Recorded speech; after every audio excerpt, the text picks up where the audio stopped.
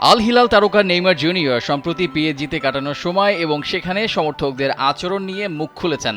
শুধু নিজের নয়, লিওনেল মেসির ক্ষেত্রেও এই পরিস্থিতি কতটা কঠিন ছিল সে কথাও উল্লেখ করেছেন তিনি। রোববার আরএমসির বার্তোলি টাইম অনুষ্ঠানে দেওয়া এক সাক্ষাৎকারে নেইমার পিএসজিতে থাকার সময়টার অনেক বিষয় তুলে ধরেন। প্রথমে সমর্থকরা আমাকে দারুণভাবে গ্রহণ করেছিল, কিন্তু শেষ 2-3 বছরে পরিস্থিতি বদলে যায়। আমার সাথে যেভাবে আচরণ করা হয়েছিল তা ন্যায়সঙ্গত ছিল না। মেসিও একই রকম পরিস্থিতির সম্মুখীন হয়েছিল।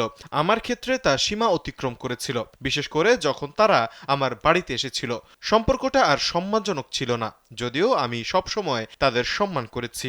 শেষের দিকে এই পরিস্থিতি আমাকে কষ্ট দিয়েছে।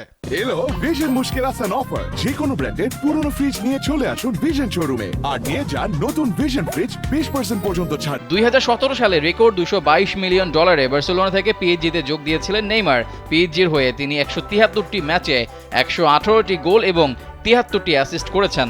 2021 সালে বার্সেলোনার আর্থিক সংকটের কারণে মেসি পিএসজিতে যোগ দেন। 2 মৌসুমে তিনি 73টি ম্যাচ খেলে 32টি গোল এবং 34টি অ্যাসিস্ট করেন।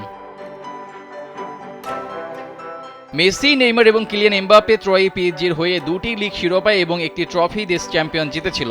নেইমার এবং এমবাপ্পে আরও 3টি লিগ শিরোপা, 3টি কাপ দে ফ্রান্স, 2টি কাপ দে লিগ এবং 2টি ট্রফি দেশ চ্যাম্পিয়ন জিতেছিলেন। তবে চ্যাম্পিয়ন্স লিগে তাদের সাফল্য আসেনি। পিএসজি ঘরোয়া লিগে সফল হলেও চ্যাম্পিয়ন্স লিগে তাদের ব্যর্থতা নেইমার ও মেসির উপর চাপ বাড়ায়। 2023 সালে পিএসজির প্রায় 400 সমর্থক ক্লাবের সিদ্ধান্তকারীদের পদত্যাগ এবং মেসির বিদায়ের দাবি জানিয়ে বিক্ষোভ করে। সেই সময় প্রায় 100 সমর্থক নেইমারের বাড়ির সামনে জড়ো হয়ে নেইমার বেরিয়ে যাও বলে স্লোগান দেয়। মেসি সরাসরি পিএসজি সমর্থকদের আচরণ নিয়ে কথা না বললেও ফ্রান্সে তার দিনগুলো যে কঠিন ছিল তা স্বীকার করেছেন। ইন্টার মায়ামিতে যাওয়ার পর তিনি ইএসপিএনকে পিএসজিতে থাকাটা যে কঠিন ছিল সেসব নিয়ে মুখ খুলেছিলেন। মায়ামিতে গিয়ে মেসি নতুনভাবে ফুটবল উপভোগ করছেন। ইন্টার মায়ামিকে তিনি 2023 সালে লিগস কাপ এবং 2024 সালে সাপোর্টার শিল্ড জিতিয়ে সাহায্য করেছেন। 2025 সালে তার চুক্তি শেষ হওয়ার কথা থাকলেও আরও 1 বছর বাড়ানোর ব্যাপারে তিনি আশাবাদী। রেজাউল করিম, কালবেলা।